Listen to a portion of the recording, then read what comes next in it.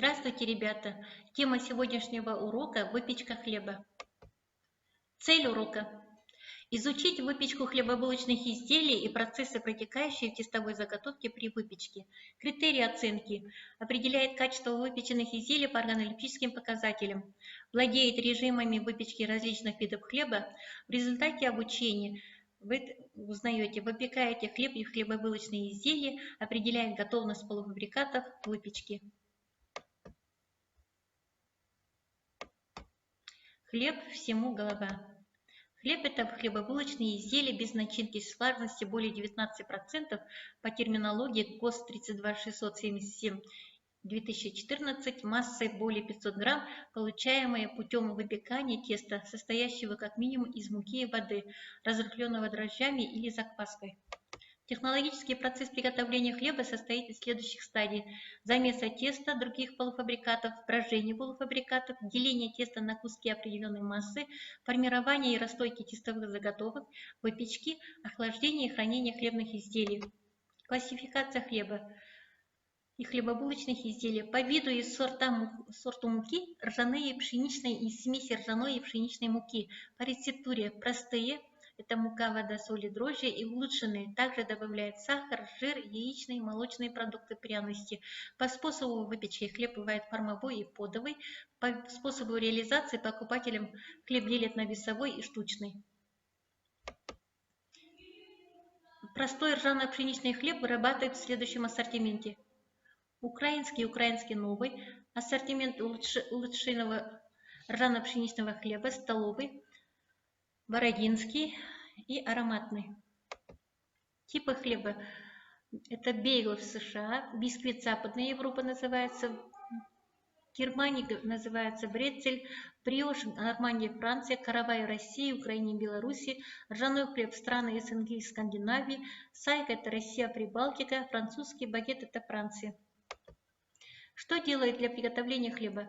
Для приготовления хлеба употребляет пшеничную ржаную муку, реже кукурузную, ячменную и другие. Словом хлеб часто называют сельскохозяйственные культуры: пшеницу, рожь, ячмень и другие, а также само зерно этих культур, изготавливаемую из него муку. В некоторые сорта хлеба также добавляют специи, такие как зерно тмина, орехи, изюм, чеснок, курагу, зернышку, семена кунжута и мака. Зернышки также служат для украшения. Диетический хлеб – это группа изделий специального назначения.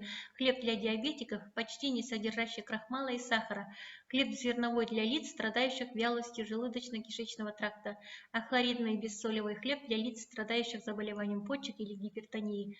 Йодированный хлеб и хлебные изделия из морской капусты. Противопоказания хлеба. Существует наследственное заболевание целиакия, при котором употребление в пищу хлеба противопоказано, поскольку хлеб содержит глютен, а больной должен соблюдать пожизненную аглютеновую диету. Способы выпекания: формовой, подовый. Подовый хлеб выпекается на хлебопекарном листе противне, водопекарной камеры или люльки. Тандырный хлеб выпекается в тандыре.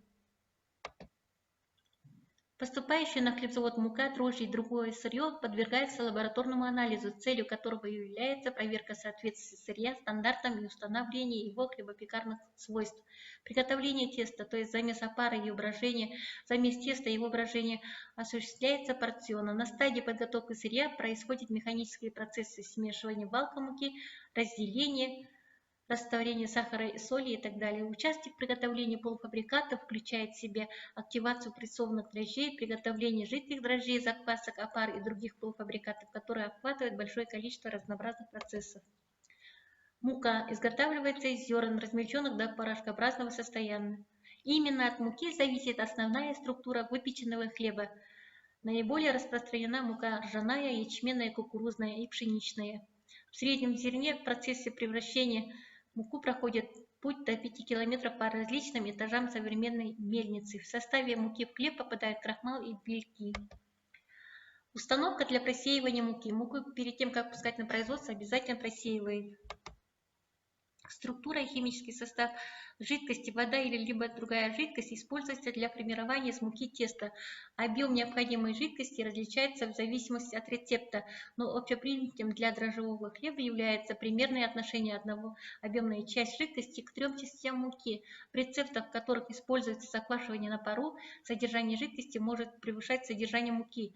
В дополнение к воде могут использоваться другие жидкости, среди которых молочные продукты, фруктовые соки и пиво. В составе каждой из этих жидкостей в хлеб, как и с водой, попадают дополнительные подсластители, жиры и компоненты закваски. Закваска. Кислый вкус закваски и хлеба происходит не от дрожжей, а от молочно-кислых бактерий, с которыми дрожжи живут в симбиозе. Молочно-кислые бактерии питаются побочными продуктами брожения дрожжей, делают культуру в целом более кислой, выделяя молочную кислоту, которая не дает закваске испортиться. Изначально весь хлеб готовился на закваске, а процесс заквашивания оставался непонятным до XIX века, когда с помощью микроскопа ученые смогли обнаружить микроорганизмы дрожжей, которые заставляют тесто подниматься. С тех пор проводилась селекция дрожжей с целью повышения надежности и быстроты ферментации. Хлеб, сделанный на основе таких дрожжей, не кислый, поскольку в нем нет молочно-кислых бактерий. Пекари по всему миру быстро приняли эти дрожжи, поскольку выпекание хлеба с их помощью становилось простым, а функционирование пекарни стало более гибким. Кроме того, процесс выпекания стал более быстрым, что позволило пекарням выпекать свежий хлеб трижды в день. При приготовлении опары теста используются тестомесильные машины с подкатными дежами. Приготовление теста осуществляется по двухфазной технологической схеме с жидкой первой фазой опары. Замес исходной питательной смеси для жидкой опары производится в тестомесильной машине, в которой дозаторами подается вода заданной температуры, раствор дрожжей и мука. Замес опары продолжается до 5 минут, а замес теста до 8 минут. Разделка теста включает в себя деление его на куски, придание им формы, свойственной изделиям, и расстойку сформованных изделий. Выброшенное тесто подается на разделку в тестоделительную машину, затем в тестоокруглительную машину и закаточную машину. Сформованные тестовые заготовки над резчиком производится их нарезка, укладываются в шкаф окончательной расстойки, затем они укладываются на под печи, проходя через пекарную камеру, где они выпекаются. После заполнения люлек заготовками цепной конвейер выравнивателя шага загрузчик останавливается. В это время люльки поворачиваются и тестовые заготовки перекладываются из люлек загрузчика в люльку шкафа для расстойки. Затем опрокинутые люльки возвращаются в исходное положение, конвейер выравнителя шага загрузчика начинает двигаться и цикл загрузки шкафа начинает повторяться. Окончательная расстойка необходима для разрыхления теста перед выпечкой. Надрезчик опрыскиватель начинает работать в момент выхода на позицию надрезки очередной люльки печи с тестовыми заготовками. Включение электродвигателя привода надрезчика происходит от конечного выключателя. Каретка надрезчика начинает двигаться над очередным рядом заготовок, надрезая их. Надрезанные тестовые заготовки поступают в пекарную камеру печи. Пройдя пекарную камеру печи, готовый хлеб укладывается на транспортер. Выпечка хлеба – заключительная стадия приготовления хлебных изделий, окончательно формирующая качество хлеба. Все изменения и процессы, превращающие тесто в готовый хлеб, происходят в результате прогревания тестовой заготовки. В процессе выпечки внутри тестовой заготовки протекают микробиологические, биохимические, физические и коллоидные процессы. Хлебные изделия выпекают в пекарной камере хлебопекарных печей при температуре паровоздушной среды 200-280 градусов. Для выпечки 1 кг хлеба требуется около 293-544 кJ. Эта теплота расходуется в основном на испарение. В поверхностном слое заготовки и в корке происходят следующие процессы при выпечке: клистеризация и декстринизация крахмала, денатурация белков, образование ароматических и темно окрашенных веществ и удаление влаги. В первые минуты выпечки в результате конденсации пара крахмал на поверхности заготовки клистеризуется, переходя частично в растворимый крахмал и декстрины. Жидкая масса растворимого крахмала и декстринов заполняет поры, расположенные на поверхности заготовки, сглаживает мелкие неровности и после обезбоживания придает корке блеск и глянец. Денатурация белковых веществ на поверхности изделия происходит при температуре 70-90 градусов. Окрашивание корки в светло-коричневый цвет обусловлено следующими процессами: карамелизация сахара в тесто, при которой образуются продукты коричневого цвета карамель,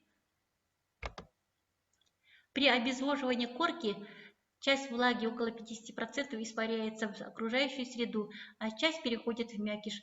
Так как влага при нагревании различных материалов всегда переходит от более нагретых участков корки к менее нагретому мякишу, влажность мякиша в результате перемещения влаги из корки повышается на 1,5–2,5%, и к концу выпечки составляет всего 5–7%, то есть корка практически обезвоживается.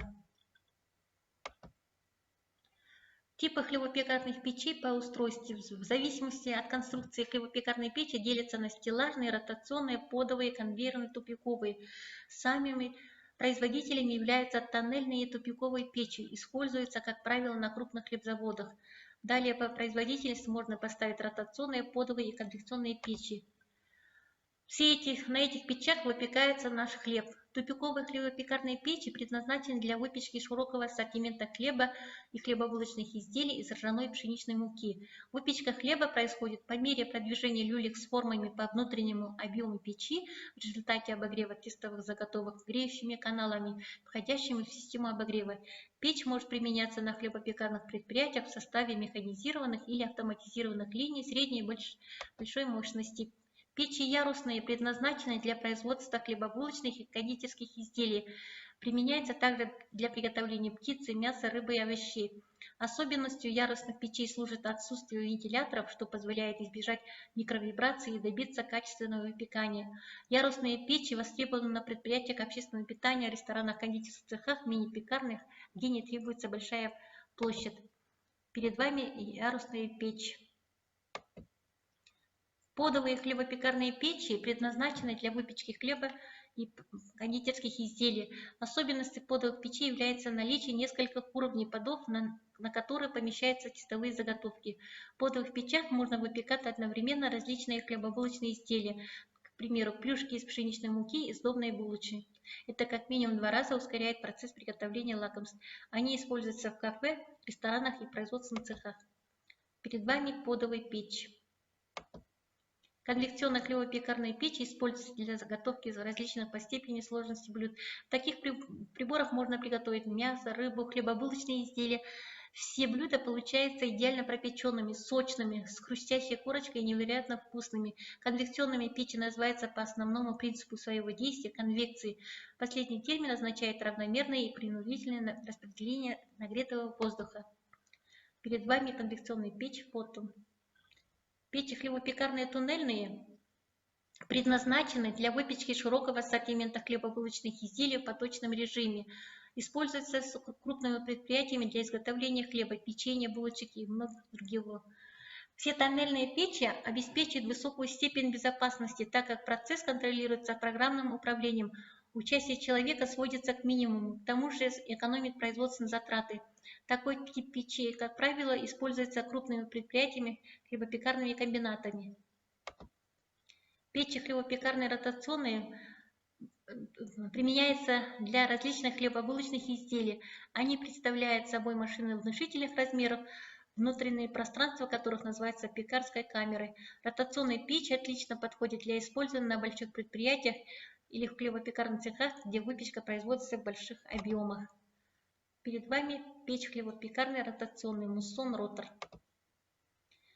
В этих камерах тестовые заготовки прогреваются постепенно, начиная с поверхности, поэтому все процессы, характерные для выпечки хлеба, происходят не одновременно по всей его массе, а послойно, сначала в наружных, а потом во внутренних слоях. Быстрота прогревания теста хлеба в целом, продолжительность выпечки зависит от ряда факторов. При повышении температуры в пекарной камере ускоряется прогревание заготовок и сокращается продолжительность выпечки. Тесто высокой влажности и пористости прогревается быстрее, чем крепкое и плотное тесто. Тестовые заготовки значительной толщины и массы при прочих равных условиях прогреваются дольше. Формовой хлеб выпекается медленнее, чем подовый. Плотная посадка тестовых заготовок на под печи замедляет выпечку изделия. Образование твердой хлебной корки – этот процесс происходит в результате обезвоживания наружных слоев тестовой заготовки. Твердая корка прекращает рост объема теста и хлеба, поэтому корка должна образовываться не сразу, а через 6–8 минут после начала выпечки, когда максимальный объем заготовки будет уже достигнут. В первую зону пекарской камеры подают пар, конденсация которого на поверхности заготовок задерживает обезвоживание верхнего слоя и образование корки. Через несколько минут верхний слой, прогреваясь до температуры 100 градусов, начинает быстро терять влагу и при температуре 112 градусов превращается в тонкую корку, которая затем постепенно утолщается.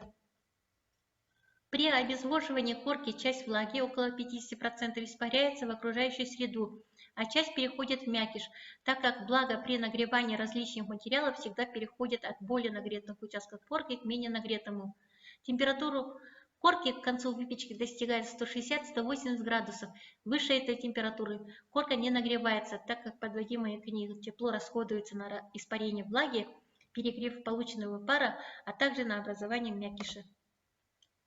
Хлебные изделия выпекают при температуре паровоздушной среды 200-280 градусов. Большая доля тепла, 80-85%, передается тесту хлеба путем излучения от раскаленных стенок и сводов пекарной камеры. Остальная часть тепла передается теплопроводностью от горячего пода и конвекцией от движущихся токов паровоздушной смеси в пекарной камере. Образование твердой хлебной корки. В первую зону пекарской камеры подает пар, конденсация которого на поверхности заготовок задерживает обезвоживание верхнего слоя образования корки. Температура корки к концу выпечки достигает 160-180 градусов. Выше этой температуры корка не нагревается. Как можно определить готовность хлеба? На производстве готовность изделия пока определяет по органолептическим признакам: по цвету корки, по состоянию мякиша и относительной массе. Готовность хлеба также можно определить по температуре в центре мякиша в момент выхода хлеба из печи при помощи термометра. Обычно температура центра мякиша, характеризующая готовность ржаного формового хлеба, должна быть около 96 градусов, пшеничного около 97 градусов, но не выше 100. Органолептические показатели готового хлеба – это внешний вид, форма, поверхность, цвет, состояние мякиша, пропеченность, промес, пористость, вкус и запах. Все они должны соответствовать свойственным данному виду изделия без постороннего запаха и вкуса. Контрольные вопросы, ребята. Какие процессы протекают в тестовой заготовке при выпечке? Что представляет собой режим выпечки? Как он регулируется? Что такое выпечка? Как и почему изменяется окраска корки при выпечке? Какие факторы влияют на продолжительность выпечки хлеба? Как определяется готовность хлебобулочных изделий? Домашнее задание. Учебник Цыганова «Технология и организация производства хлебобулочных изделий», страница 278-285, ответит на контрольные вопросы и составит глоссарий на тему выпечка хлебобулочных изделий. На этом наш урок закончен. Спасибо за внимание.